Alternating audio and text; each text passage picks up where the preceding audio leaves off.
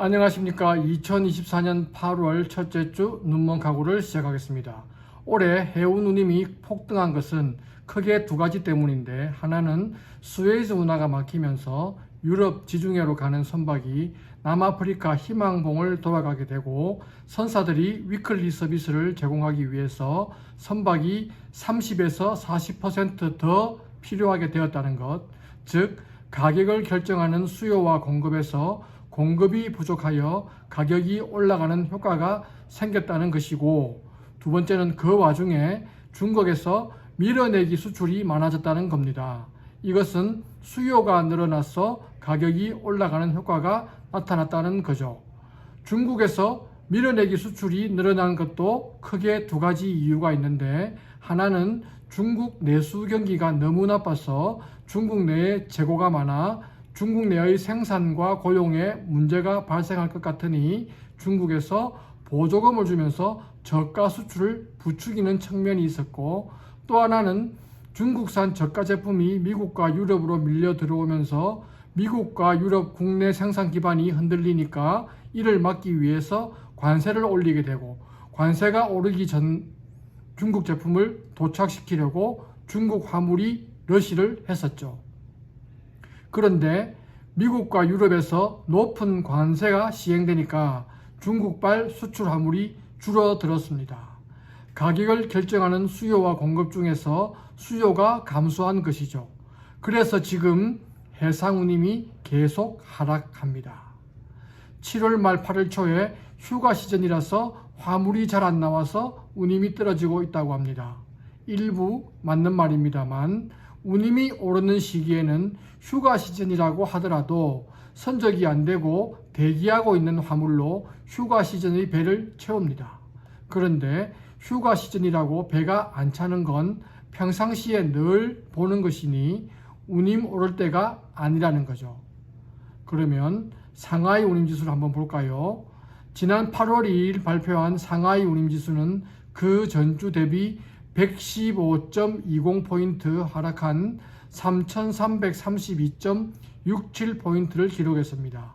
지난 7월 5일 3,733.80을 기록한 이후 4주 연속 하락 중입니다. 유럽은 전주 대비 84포인트 하락한 4,907포인트, 지중해는 273포인트 하락한 4,997포인트, 미서부는 무려 418포인트 하락한 6,245포인트, 미동부는 221포인트 하락한 9,346포인트입니다. 시장에선 특가 운임이라고 해서 이보다 낮은 운임들이 돌아다니고 있으니 다음 주도 상하이 운임지수는 하락할 것 같습니다.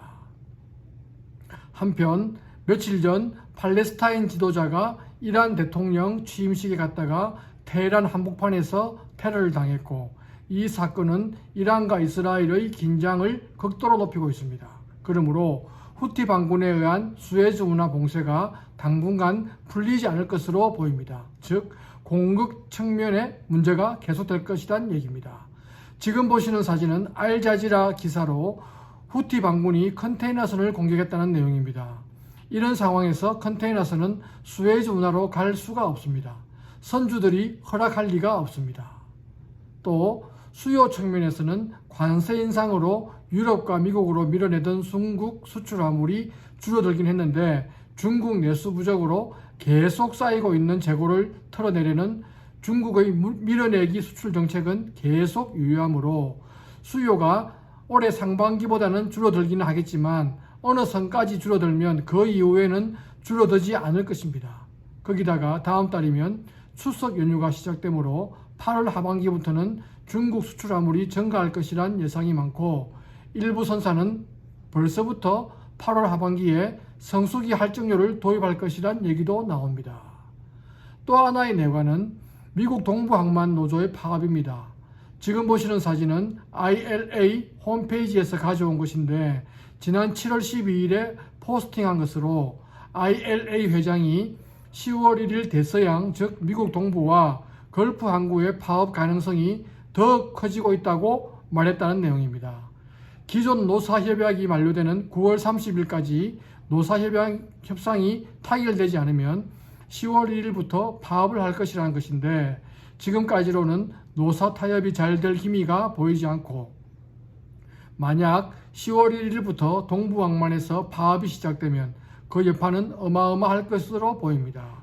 왜냐하면 미국 동부와 미국 걸프 전 컨테이너 항만에서 파업을 하면 많은 화물이 서부로 이동하게 될 것이고 서부 항만 처리 능력 이상으로 화물이 몰리면 서부 항만도 힘들어지게 됩니다. 그러면 미국 동서부 항만에서 대기 선박들이 길어지게 되고 아시아로 돌아오는 선박이 제 시간에 도착할 수 없으므로 선박 공급 부족 효과가 발생하면서 다시 운임이 올라갈 것이기 때문입니다.